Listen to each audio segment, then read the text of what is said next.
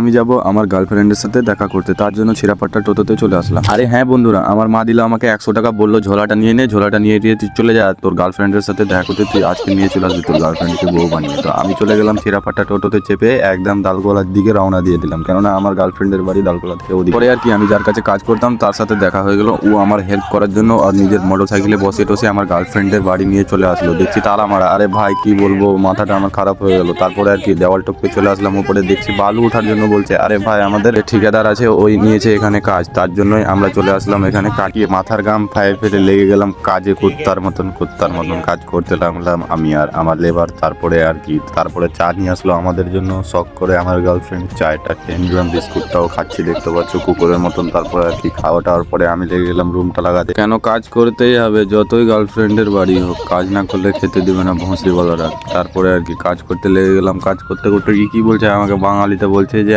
I love you বলে দেখাও। আমি বলছি না, আমার দ্বারাই আই লাভ ইউ বলা হবে। তারপরে পলস্টার করা হলো আমাদের পলস্টার করার পর খাওয়ার টাইম হলো, খেয়ে দিয়ে একটু জিরিয়ে নিলাম। জিরিয়ে দেওয়ার পরে দেখতে পাচ্ছ রুমটার আধেকটা কাজ কমপ্লিট করার পরে মেশিনটা খারাপ হয়ে গেছে, লাইট পালিয়ে গেছিলো, হাত দিয়ে ঘুরিয়ে ঘুরিয়ে কাজ করছিলাম, হলো না। তাও কি কমপ্লিট করতেই হবে, কমপ্লিট করে টরে চলে